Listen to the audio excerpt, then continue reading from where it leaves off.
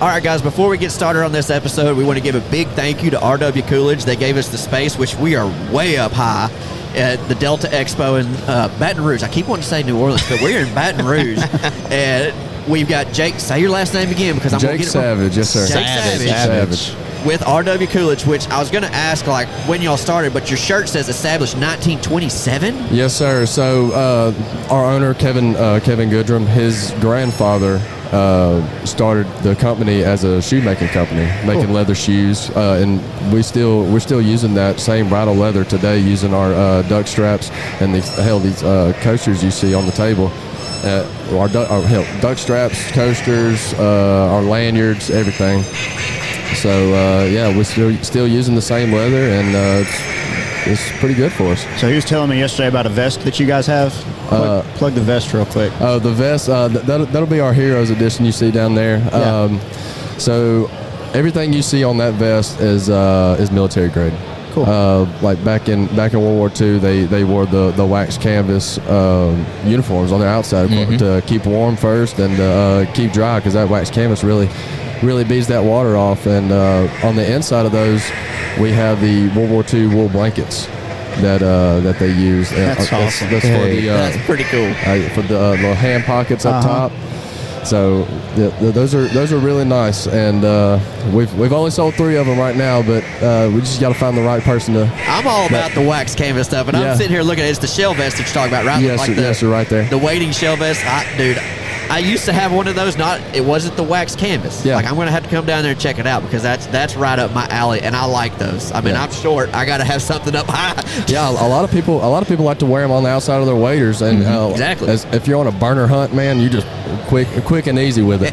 So how'd you get hooked up with RW Coolidge? Man, so when I went to Northwest Mississippi Community College, which is 5 minutes from Kevin Goodrum's house, and somebody told me about his deal, and so I just DM'd him on Instagram. I was like, "Look, man, I'm looking for a duck strap. I want to custom make it. I want to have my name and our outfitter that we have." And so he was like, "All right, man, I'll get you set up. I'm only 5 minutes away." I was like, "You're where?" And well, let me just come over there. He's there. like, I'm in Senatobia, Mississippi. I said, "Well, so am I." and so we kind of got hooked up with him, and then of course he was asking if we wanted to help with these trade shows. So our first trade show together was it was 2021 at the Stuttgart Festival at the World Wings Over Prairie. Yep, that's it. Okay. And so that was a huge success, and of course our next one was last year in Little Rock, the Delta Waterfowl, and then here's my 3rd show with him, and loving every bit of it. Well, today's awesome. Saturday of the event. How was yesterday for you? You said you sold 3 of the vests, but how was everything else?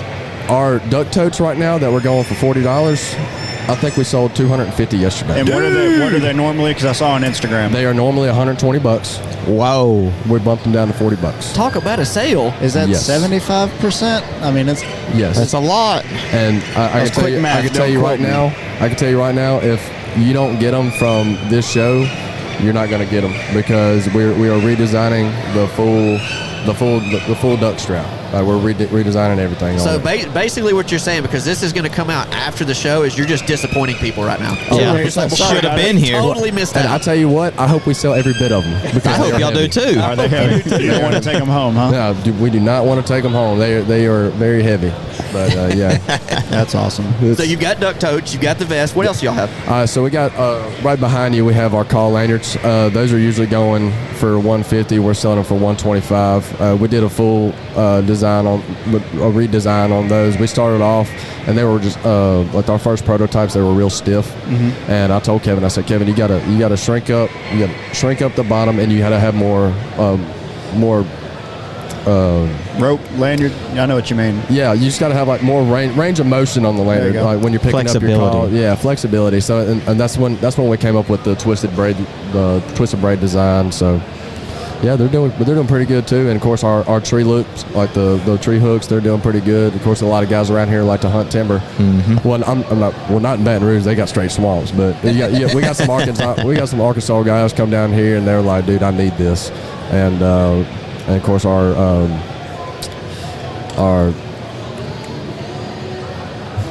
then drew a blank. Oh, turkey totes. Our turkey totes. totes. Yeah, so we have those. Now you got my attention. These two. Yeah. Y'all turkey hunt? No. I Yeah, don't. I turkey hunt a little bit. It's Yeah. Forrest's first year to ever turkey hunt last year.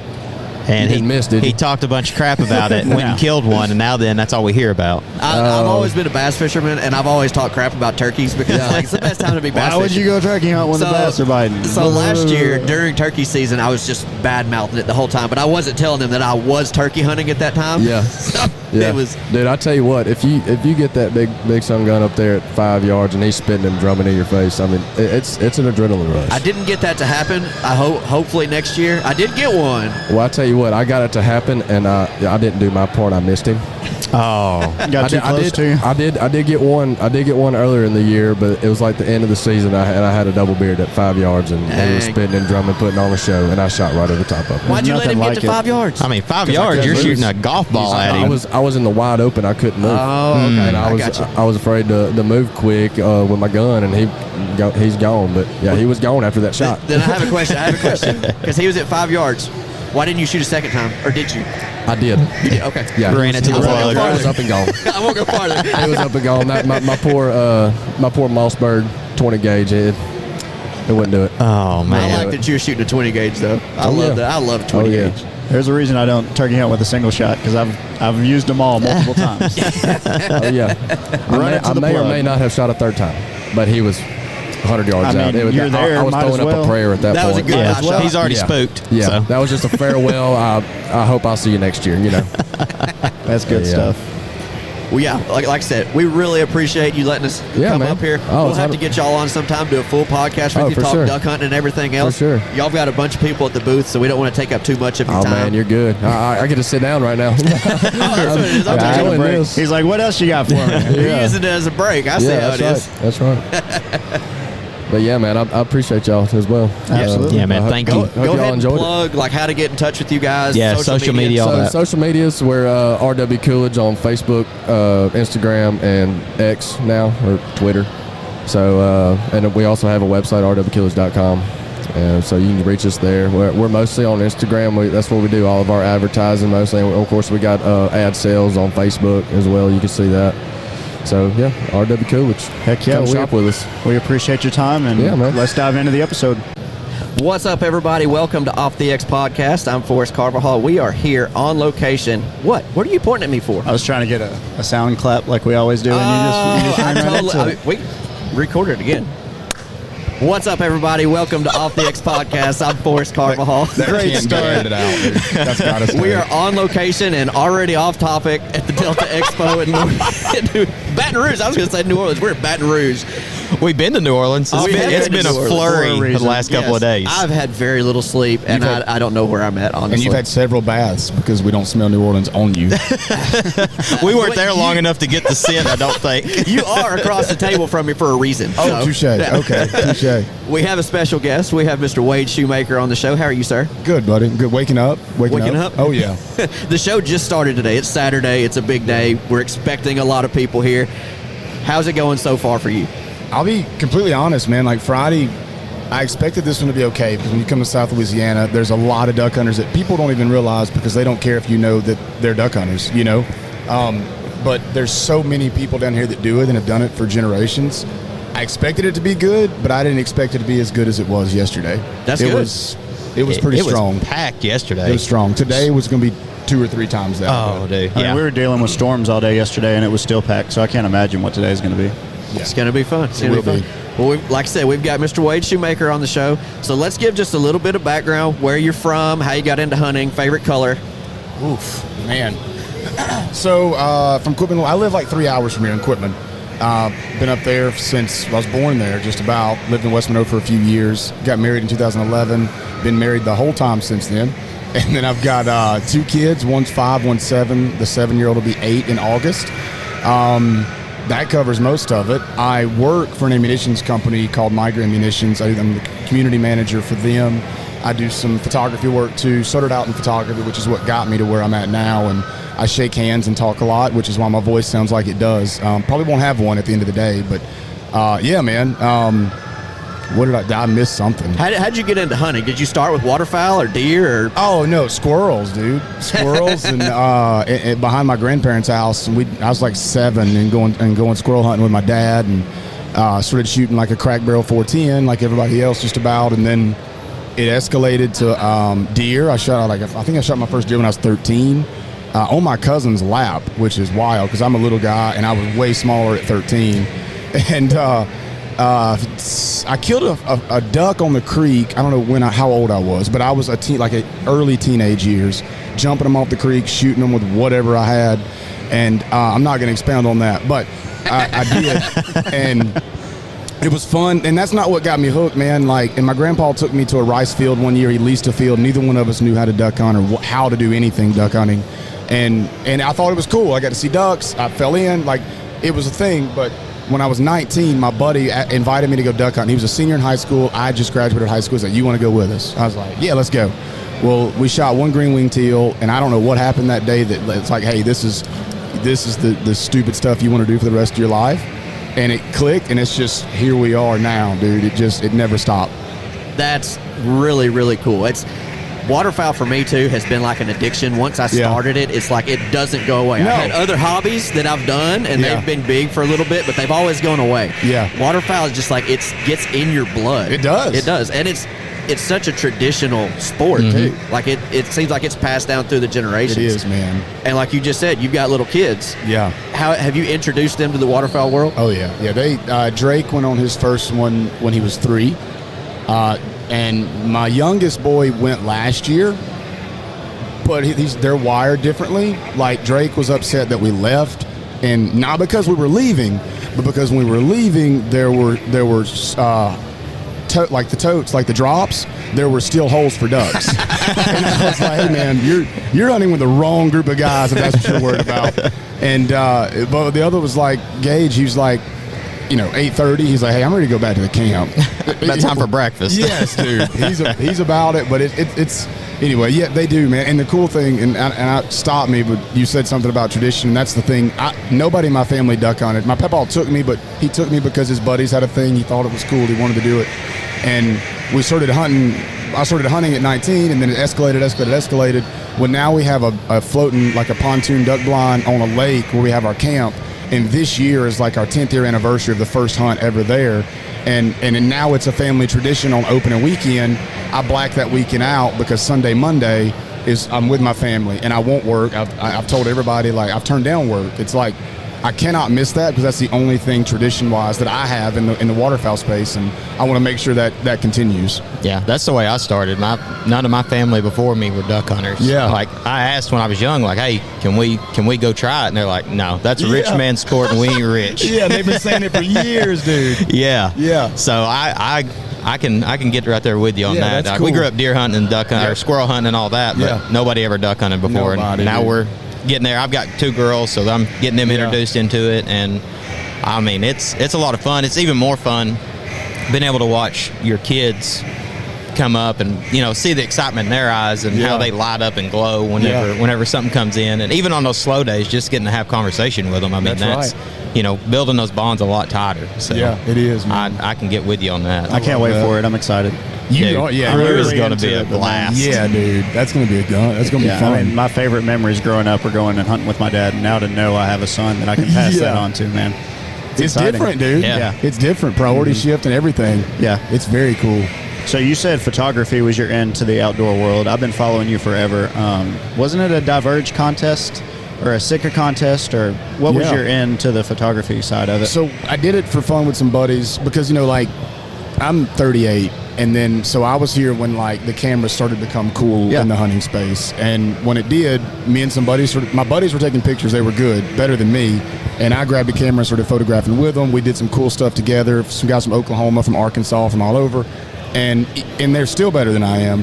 But I won a contest, the Diverge contest one year. I took a photo on a late season goose hunt in Oklahoma with some buddies, and it was Diverge 5. Yeah. So that was 2015 or something like that. Mm-hmm. And I'm not, and I'll say that was probably a pivotal part of what's going on now. Absolutely. Because that was when it was new and it was cool, and people people put you on a different level when you won that contest. Back and maybe it's the same now. I don't know. I don't follow it as close, and that's my fault, right? I just don't. I don't have enough time. But back then they did, and I won it, and it was the waterfowl category of it. And dude, I don't know. People were like, "Oh, wow, look at this guy," and it's no different. It's just I won a contest, and it put out more eyes on me, and it just puts you on a different level. And I made a decision when I went to the trip that I won.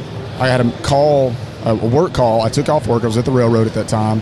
I had taken off work. I was like, I'm going to here. And they called me like every day wanting to have a meeting. I was like, guys, I can't take off, or you can't like tell me I'm off and then call me for meetings every day when I work. Like I'm supposed to be here doing nothing. Short of the long, made the decision to quit my job while I was already close. I was close. I'm going to go ahead and tell you. But those the straw that broke the camel's back. And I was like, I'm done, dude. Like I got home. A week after that, I put my 2 weeks in. I was like, I'm not going to leave you high and dry, but I'm done. I'm leaving in 2 weeks. Talk about that decision and that process, because I mean, Forrest has stepped away from a job to pursue a dream of call making and working in the outdoor industry. Yeah. Tyler's working in the outdoor industry. I've been doing it for years. So how did that process go for you? Man, I guess the best step one was like, hey babe, I'm probably gonna quit. Right. Are you okay with this? You went to the right person first. Absolutely. I know. Yeah. Dude. I know. Hey, look. I know. How long you say you've been married? Since 2011. Yeah. So he knew who to go to. Oh, yeah. first. Yeah. And so it's 24, and that was probably 2018, 17, something like that. But it was 18.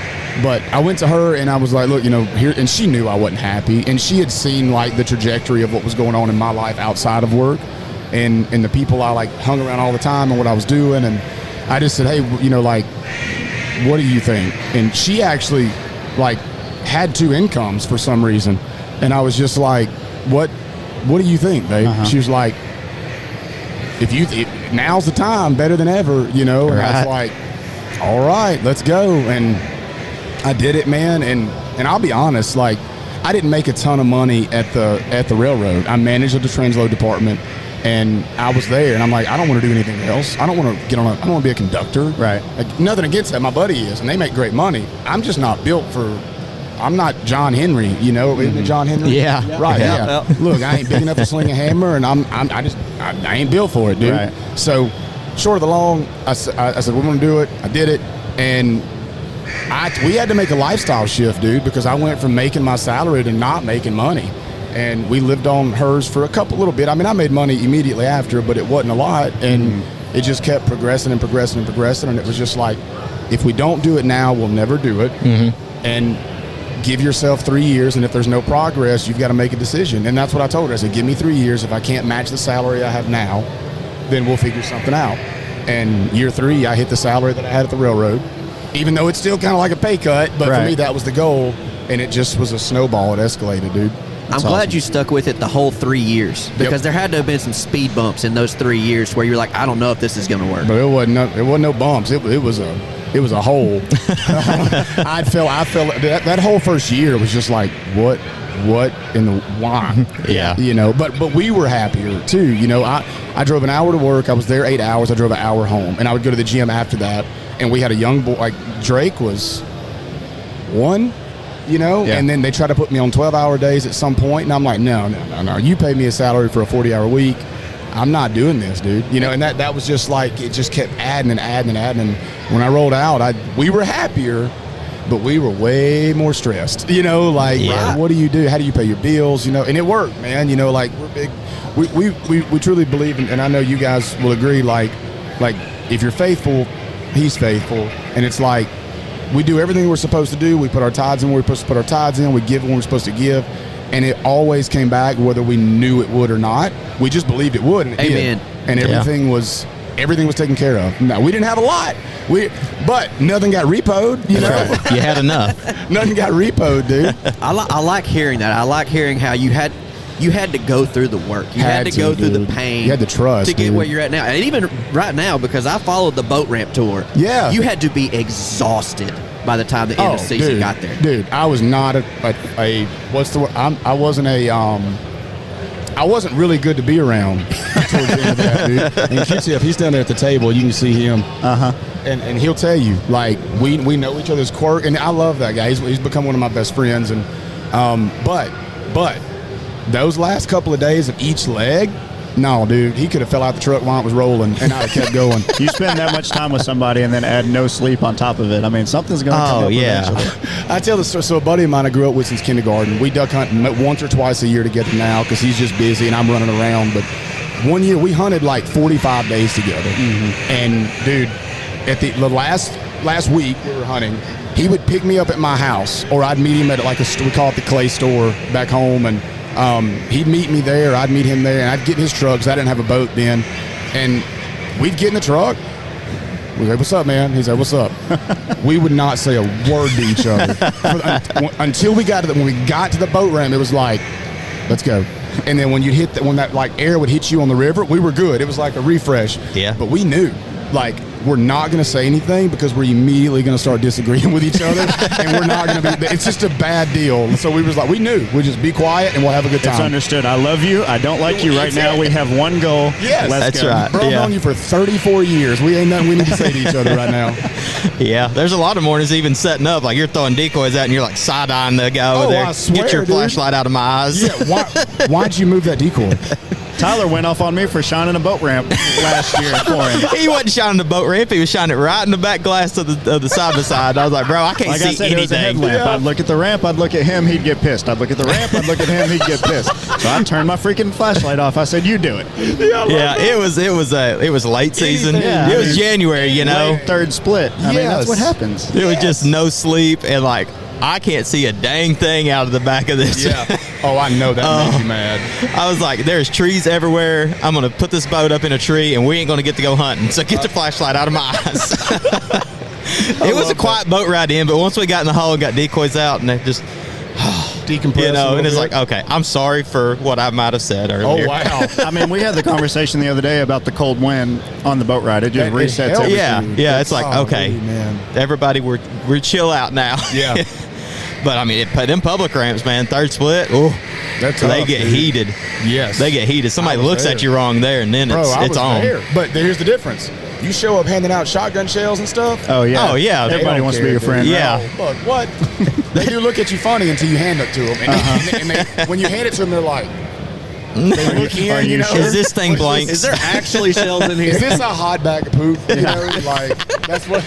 Yes, it is. How many Onyx pens do I have to trade for this box of shells right here? Yeah, dude. Right. Send me them latitude, longitude.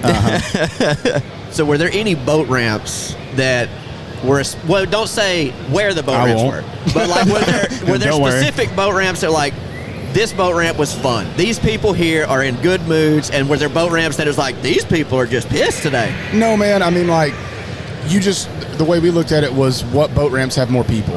And you're always going to have grumpy people because they're whatever, you know. But every boat ramp was about the same as far as demeanor. Now, as the year went on, some were quieter or whatever. But demeanor-wise, all of them were about the same no matter where you were. You know, whether we started out around my hometown, opening weekend. We were North Arkansas, Central Arkansas, Southern Arkansas. And, like, really not, man. I mean, just we knew like this specific one would have more people, so we would hit it if we didn't know where to go, you know. And we would go hunt somewhere else after we went. You know, we had other people hunting somewhere else, so we'd go meet them. And so we'll see what happens, man. This year's going to be different. We're doing Arkansas, we're doing Louisiana, we're doing Missouri, Kansas, Oklahoma. Now, we're not for sure going to be at all of those, but we've expanded our region to we have the ability to touch all of these. That's cool. So we'll see what happens, but it's going to be fun to see. That's going to be interesting seeing like what a Missouri Kansas boat ramp is like. That's a different vibe than like an Arkansas, Louisiana, Oklahoma. Yeah, You know? it was entertaining to watch because I mean, you know, y'all didn't post like these big conversations with people, but No. but what I liked about it is it promoted community Yep. at the boat ramp. Yep. And we need so much more of that. Yeah. Oh, and definitely. I love that. don't deer hunt or anything Yeah. like that, so I don't know those worlds. Yeah. Yeah. But from our view of the waterfowl world, Yep. it's so easily divided. Oh, dude. You know, I like this brand. Well, I like this brand. This brand's better than that brand. Blah blah That's blah. so dumb. And it was like y'all were there, not just promoting yourselves and shells. Y'all were spreading joy, man. Well, dude, and I'm glad you brought that up because that's kind of what we when we brought the plan up a couple years ago when we started building it. It was like, look, we've got to understand that we are there for Migra, but we're there for our people, and you got to meet those people where they're at if you ever want to make an impact. And that's for anything. Yeah. Waterfowl, outdoor industry, anything you want to talk about, if you meet them where they're at, you'll make an impact. If you're not an idiot, right? Right. Mm-hmm. So the whole, we can sum it up in 3 words. You want to connect, you want to educate, and you want to convert. And that's what the boat ramp tour is about. Now, the convert part, you can't really measure, right? It's not tangible when you're there, but you can later. But the connecting and the educating is the main thing, and connecting is bigger than all of it, because some people don't care what it's about as long as they like you, and some people want to know about it before they like you. So, but if you can connect with them, they might want to know about it, and then at the end of the day, if they like both, they're gonna convert. Well, if they don't or they don't, we met cool people. They know that we're not like jerks. You know, Right. and Yeah, that's right. the goal, man. That's always the goal. I like that. Who's that idea when y'all are morphing that together? How exciting was that? Because in my mind, when I'm thinking about that, like if I'm like, oh, we're going to do this and we're going to try to do this, Yeah. it seems like it would be an exciting thing to build the idea. It's way cool because, so do y'all remember, and it's still there, the running gun truck, it's right over there. So Matt Cagle did that. They had a run. Austin and Dawson did it the first year. JJ and Connor did it the second year. So anyway, short of the long, when Austin and Dawson brought it to Worlds that first year, my buddy Matt, he's right here below. I don't know where he's at. He's down here somewhere. Shout out to Matt Gray. Yeah, where's he at? I don't know. He's down there somewhere. He and I were talking about hooking a boat up to that bread truck and running around the boat ramps, handing out burritos and like drinks. Essentially, what we wanted to do it, not to the extent of like what we're doing at Migra, but like that was 5-6 years ago. I don't know how long ago it was, but we wanted to do it, and it didn't work out. Like there was some just disagreements with like why we should or shouldn't do it. Yeah. And then you fast forward, it's like the opportunity's there, and I'm with a brand that's like nimble and wants to move forward and ready to do things that hasn't been done, and it's like, let's do this, dude. Like, let's go hang out with people.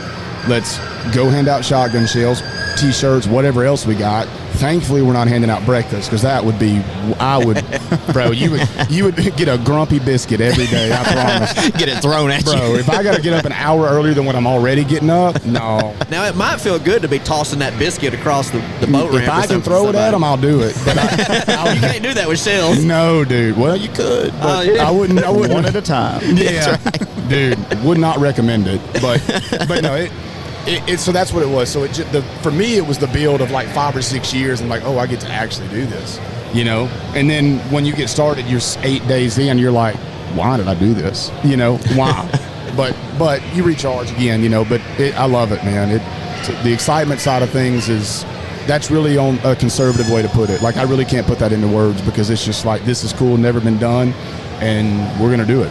I love what you guys prioritize too, because you're taking care of people. The hunt can suck, the hunt can be awful, but you are intentionally going out there to make somebody's day better. Yeah, and that's before and after the hunt. So when we go up there before the boat, everybody launches, and you gotta approach people, and you're just kind of like, they may not like me. It's dark, don't know who they are. Don't shine a headlamp in their face. Yeah, we definitely don't put one through the back glass. Yeah, don't put headlights in the back glass trying to be my friend. Hey, you got any shells in there? No. But it is cool, man. And you'll see some stuff later. We got some more edits coming out before season starts from last year with more conversations. And then there was a thing at the end of the year, man, and you could we didn't tell people we were giving them stuff. Like, we didn't make a thing like, hey, put your name in this, draw this, put your email. It was like, here you go. And when we gave away some turtle boxes last year, and dude, like, when we would give those turtle boxes away, they were like, what? What's this going to cost me? Yeah, right. And it's like, no, man, it's yours. You look like you needed one, What's that supposed to mean? But just take the turtle box. You need some joy in your life, bro. But our last one we gave away, it was the last day of season, or next to last day, and the dude was by himself in a truck and a boat, like any other public land duck guy, by himself. And I went over there and said something to him, and we were hanging out talking, and I was like, look, we got some stuff over here. We'd love for you to have it. And half of the conversation, I was like, this is the guy that gets all of it. So I had a deck, like it's called a D-bag, the little bags they give out, and we threw every T-shirt we had, like every type of T-shirt design, every hat design that we had, a box of shells, and then we had a shell bag with 15 shells in it, and several things, but and also a turtle box. And he walked over, they gave it to him. The dude was like, he almost started crying. You know, That's awesome. Yeah. And it's like, this is like a tough, you know, like by himself, I'm a man, you know. And he was like, you could tell, he's like, nobody's ever done anything like this for me, you know. And it was like, man, you're welcome. Like, we don't need anything else. Like, just, you're welcome. Like, we just want you to, like, have a good time and love what you're doing. So it was cool. That's I love awesome. that story so much because I get chills saying it, like, 'cause I remember, thinking like, about that guy's situation. He's there by himself, which duck hunting is a social sport. Yes. So you don't know. Maybe he's had a bad time with his buddies, and he's there dude. like, oh man, I need time to myself. I got to recharge, and then he gets that put on him too. Yep. It's tough, That's man. really cool. That's really cool. It was cool to see, and he wasn't the only one that like had that whole wow reaction, but that one right there being the last day, it was like one of those things, like, that's how you want everything. Like, that was like the climax of the thing. It was like, this is why we do it. Yeah. Like, ducks are like tertiary, you know, like, we've got people, we've got product, and we've got ducks. Ducks maybe even like fourth, I don't know. But like, people are first, and in everything that we do, and especially as a community manager, like, people are first, no matter what. Seems like you've definitely found a fit there with those guys. I'm trying, dude. I'm trying. I like the title community manager. I've never heard that. Yeah, but I like that. I like that because, like I said earlier, it's in the title. You're building community. Yeah. And we need more of that. I want to go back to your kids real quick. Okay. And you talked about giving them the first weekend. Yep. There's nothing more exciting No. than the first weekend of duck season. So Nothing, you're starting dude. them off on like the best foot. They get to see all the excitement in Dad's eyes and Dad's They do. buddy's eyes. They get to see that. Yep. So do you take them? Were there any more hunts throughout the season that you took your kids? Yep. They're random, and we've got that lake blind, so it's easy to do that. And we went on one, man. So he wanted to go really, really bad, and we weren't hunting the lake because it was something about everything was freezing up. They were hitting like little spots. If you get on the lake, they really weren't birds flying it. But so we went to some public land back home, and I told him he was going to be able to go with me. And something happened where we had to leave a day early or something. So I was like, all right, dude, you're coming with me. And he's like, do we get to wake up at 1? You know? And I was like, yes. Yes, we get to. Yeah, You've got a public land hunter. Yeah. The earlier the better, dude. Like, That's he's awesome. geeked up about it. And I was like, all right, let's go, dude. And we went, man, and it was supposed to be a 5-minute run to where we were hunting. There's some bunch of stuff out there anyway, but it was froze up. So you go in these reed sets where we're at, and you can't get out because it's frozen. It's like, what do we do? We turn around, and you're fighting ice the whole time. And a 5-minute boat run, a 15-minute boat run turned into an hour.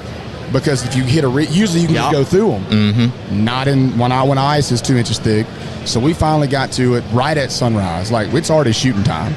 My buddy's already there. We've got another boat that's 20 minutes trying to get to us. He went a different way. And we got decoys. We're chunking them out. And before I started getting decoys, when I got like the last sack of decoys, not sack, but string of decoys out of my boat, there was ducks trying to land in the decoys.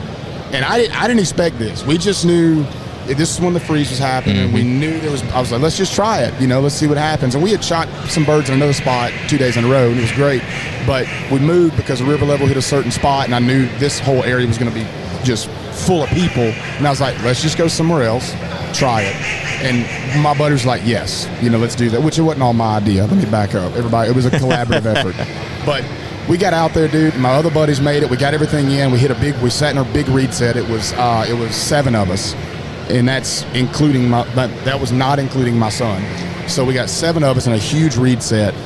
And dude, I'll show you guys some videos later when we got time. But like, there's a lot of teal, a lot of everything, and they just started just piling in, dude. Like, yes. So we just started shooting and shooting. and we moved because the wind shifted and got hard, and we got some better shots. But I mean, we shot 42 ducks that day. Awesome. And my son, I don't know if it's on the video, but at one point he said, Dad, what did he say?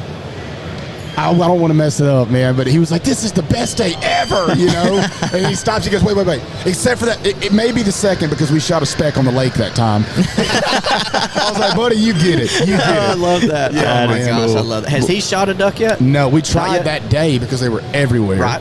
and I have a 28 gauge that I got for him, but it's plenty light, but he can't, do that. So we're going to solve that problem. I got him a Montefeltro subcompact.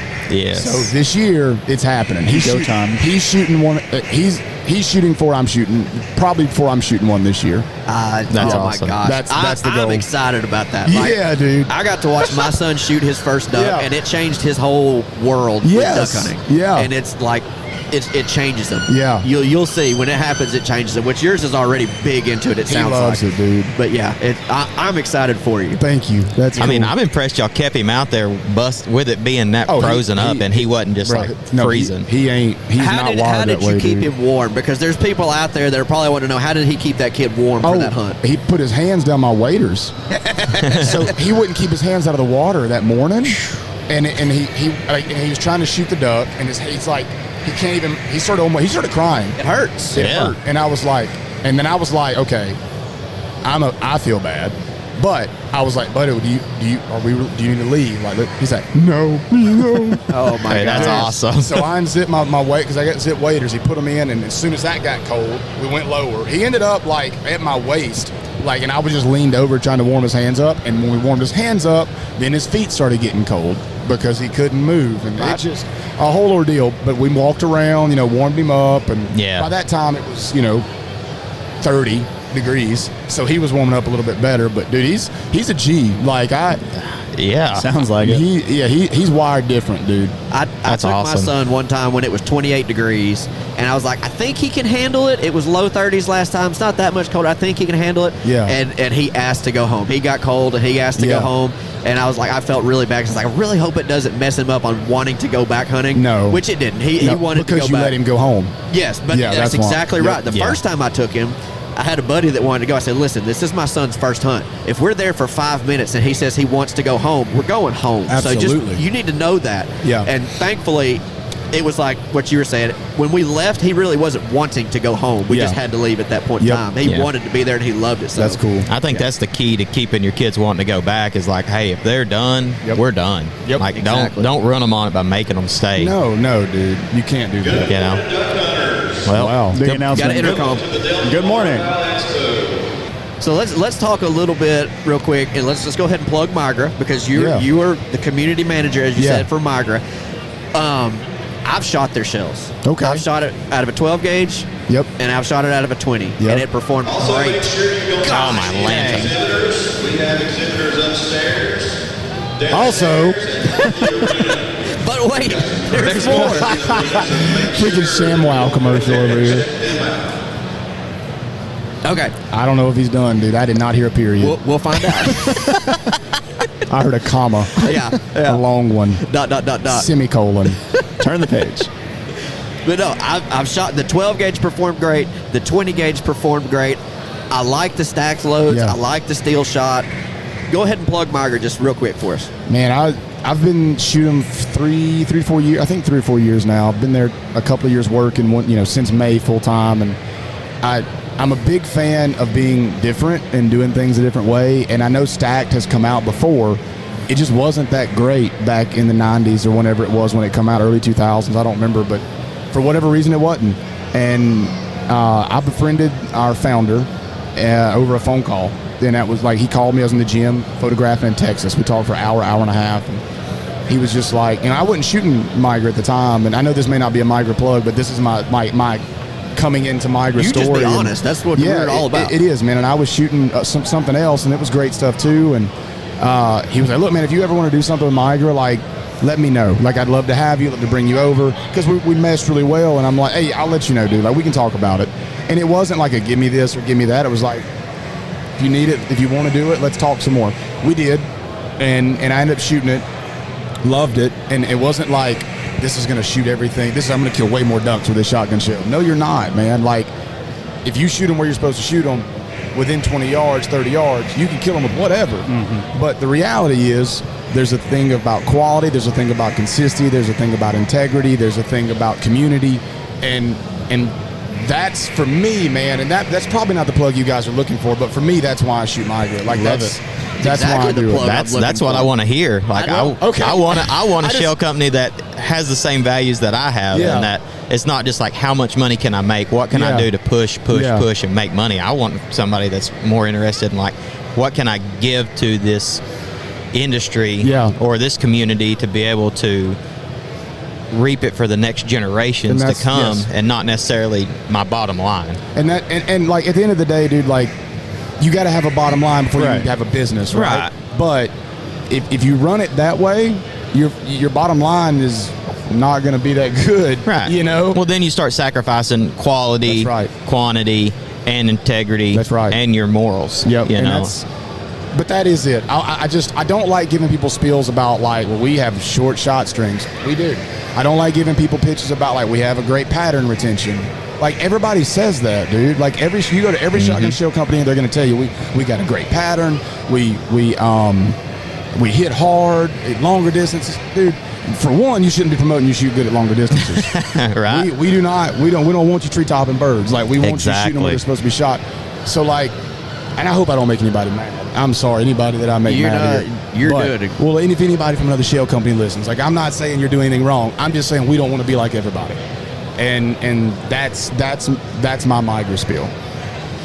I like it. You won't want to be a shotgun shell company. You want to be migra. We want to be migra. We want to be that. our own brand, and this is who we are. We make great shotgun shells. We have a lot. We introduced 8 different SKUs in the last year. Our brand grew as far as like volume and whatever, like almost 400%, like in a year, dude. Like drinking through a fire hose, you know. But I'm getting excited because I love it. But there's more coming, you know. It's just like holy cow, dude. But it's good. It's good. It's good. Where are you starting your season at? Are you gonna start up in Canada? Or no, I would like to say I am, but I'm not. September, I've got some dove hunts. October, I'm hoping. I don't think I'm doing a lot of hunting in October unless something wild comes up. So honestly, probably youth hunt. Okay. We're gonna do. I think the boat rent tour is gonna start in Oklahoma this year, but then we're gonna run from Oklahoma to Louisiana. We're gonna go to Worlds, and then after that, we're gonna hit Missouri in December for sure and all over. But I'm gonna start out. My youth hunt is always a non-negotiable too. Like I'm going nowhere else. That's over everything. That's it. Because my buddy Hunter comes down. He brings his because he's from Houma. He brings his kids. All this stuff. Like it's a good time. Yeah. But is there anywhere in particular that you're excited about? Like, oh, I can't wait to go here.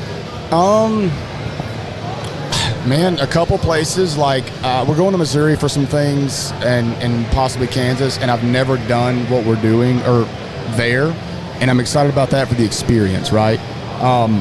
But at the end of the day, dude, like I love home, and I guess because like when I go and I get my butt kicked, I'm like, okay, what went wrong? And I can look at the things, you know. But I love hunting home with my pals, and when that's over with, aside from that, I like new experiences. He almost ate it. Did he die? I thought the whole staircase was going down. I'm telling you, dude, when I stepped on it and I felt that, I was like, I'm not awake yet, but that does not feel safe. While we're talking about the stage, just kidding, Kevin. It was we're up basically in a deer stand above everybody. Yeah. And this is how high we are. People have to look up to see me. That's how high we are right now. Forrest has a nosebleed from the altitude change. Oh, man. Big thank you to RW Coolidge for letting us use this space up here. They've got some really cool wax canvas stuff down here. That I'm definitely about to go check out after we get done with this podcast, because wax canvases, that's my style. I like that stuff. That's good. So anyhow, back to where you're going up in Missouri. You didn't really want to say what you were going to do, and that's okay. You don't have to let that cat out of the bag. Love you guys. I like it. You've been all over the place. You've done a lot of things, and so to have something new to look forward to that season is cool. But also, like back to that tradition thing, I like going back home. That's right. I like going back home. I do, man. I'm the same way. I try to have at least one weekend back home where I started hunting, and I don't ever go down there and kill a bunch of mallards or a bunch of ducks. That's not why it's you're like, there, dude. I remember being here when I was a kid. I remember these trees. I remember how this looked, how this felt, these smells. Yeah. Dude, I just love Yes, dude. Let the river hit 28 feet, dude. I'm excited. You have a place that you go that your families, don't you? post about all the time. Pawpaw's Duck Camp. Yeah. Then that's where the floating blind is. It's a 24-foot, or I think it's a 20. The 24-foot one got flipped over during Hurricane Laura, and it's upside down still. You can see the pontoons. We can't pull it out. It's just there. But We can help you with that. Okay. Yeah, we can help you with that. We'll talk because it's metal. It's probably still in good shape. Yeah. It's just underwater. We can help you with that. We can help you with that. But we've got a 20-foot one now, and it's not nearly. We called our old one the Battleship because it was a freaking tank till Laura came along. But but the one we have now is great. 20-foot pontoon. We've got six holes in it. You know what? And you can put two people. Like me and my son share the same one, right? But yeah, that's on that lake. It's a cypress lake back home, and man, we have fun. We don't ever go out there thinking we're going to shoot 40. Just nothing like going home, though. No, dude. No. It's awesome. Well, I don't want to waste any more of your time because you got to go down to the Delta Expo and you got to socialize. Yeah, you're fine, know? man. Thank you. This is selfish reasons here. Yeah. What duck calls are you running?